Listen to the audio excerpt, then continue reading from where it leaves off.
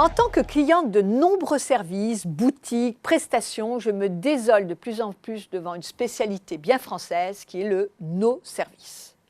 Je m'en désole d'autant plus que quand je nous compare avec beaucoup d'autres pays, je ne trouve pas matière à consolation.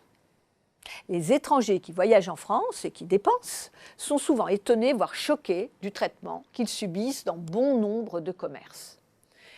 Je sais que le métier de la relation client est loin d'être simple et que le client peut lui-même avoir un comportement difficile à gérer. Mais tout de même, regardons les choses en face. Je vais donc prendre quelques exemples qui ont valeur d'illustration, mais qui se retrouvent aussi étayés par ces recherches menées dans le domaine de la relation client et plus particulièrement du personnel au contact.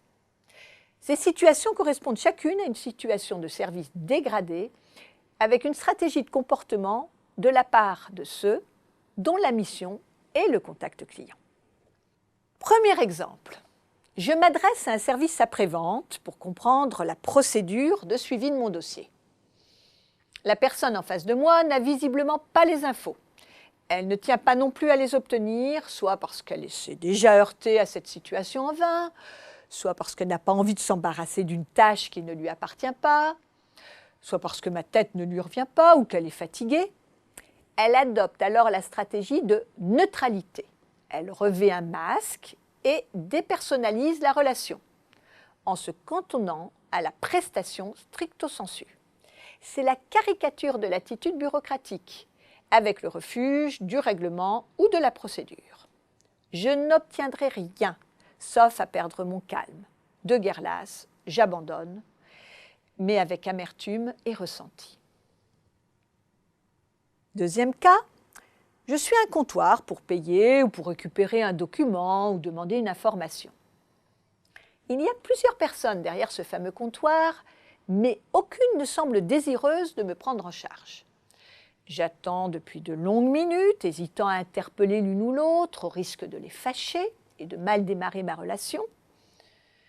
Je suis devant la stratégie de l'évitement.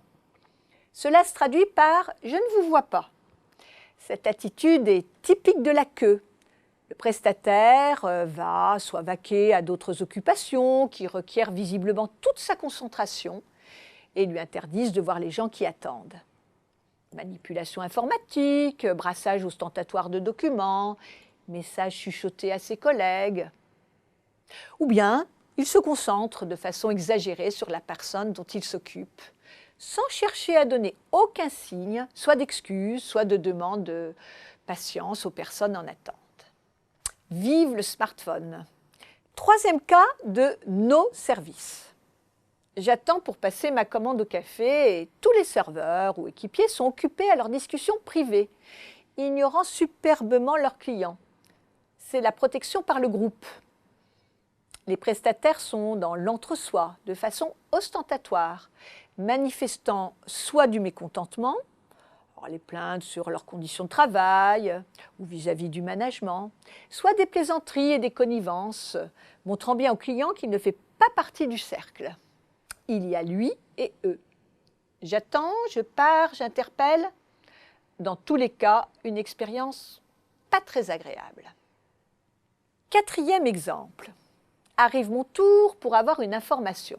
Le vendeur, très désagréable avec mon prédécesseur dans la queue, devient aimable avec moi. Ou le contraire. C'est ce qu'on appelle la catégorisation. Le prestataire développe une vision de ses clients par catégorie. Il présuppose ses futurs comportements sur des critères qu'il a identifiés au fur et à mesure de son expérience. Il va leur anticiper en adoptant un comportement qu'il estime adéquat. C'est ainsi qu'une personne jugée par avance arrogante va pouvoir être mise à sa place avant même d'avoir ouvert la bouche. Pas très sympathique. Cinquième cas, ceci nous conduit à la stratégie de l'éducation. Dans ce cas, pour éviter le sentiment de servitude, la personne au contact refuse systématiquement de faire ce que le client peut faire tout seul. Ce sera par exemple lui expliquer longuement comment remplir un formulaire, plier un carton ou trouver une information, plutôt que de le faire à sa place. Rendre service, oui, être au service, non. Mais quelle perte de temps et de sentiment d'infantilisation. Sixième et dernier exemple, j'erre depuis des heures pour trouver un vendeur dans les rayons d'un magasin. Et quand j'obtiens enfin un contact, je commence ma phrase par « S'il vous plaît, puis-je » pour m'entendre asséner un sonore « Bonjour », me renvoyant à mon impolitesse et ignorant bien sûr la frustration de mon attente. C'est la stratégie de la soumission. Il s'agit de faire rentrer le client dans le rang. La pratique est alors paradoxalement la politesse exagérée, qui permet à la fois de garder la distance et de rappeler qui a le contrôle. Plus le client conteste ou s'énerve, plus cette politesse va être accentuée, évitant de sortir des règles assignées, tout en interdisant au client de se plaindre du comportement. Vous ne pouvez pas me reprocher de vous avoir manqué de respect. À l'heure du toute orientation client, pourquoi cette absence de service pour les prestations les plus élémentaires, et tout particulièrement en France? Il nous faut alors envisager la prestation de service sous l'angle du pouvoir. Ceci est particulièrement vrai dans le contexte culturel français, où la place des individus dans la société est liée à la notion de statut. C'est ce que nous explique Philippe d'Iribarne dans son ouvrage « La logique de l'honneur ».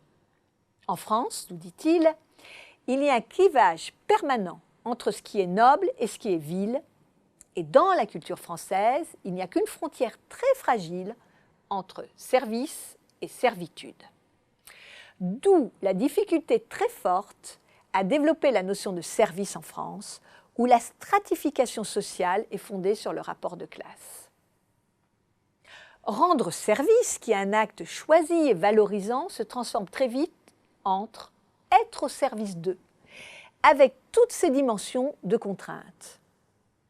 Dans ce cadre, tout l'enjeu des personnels au contact est donc de ne pas être dans le subi et de préserver le périmètre de leurs prestations pour ne pas entrer dans le champ de la servilité ou de la servitude. Le problème, c'est que la relation client repose en tout ou partie sur ces personnes au contact, leur façon de se comporter, de réagir, leur empathie, leur désir d'aider et d'accompagner le client. C'est ce qui crée l'image de l'entreprise, son attractivité, la fidélisation, et tout simplement ce qui met de meilleure humeur pour le reste de la journée. Car le contraire est vrai, être bien reçu, écouté, remercié, avoir un bon contact avec notre interlocuteur est tellement agréable et valorisant.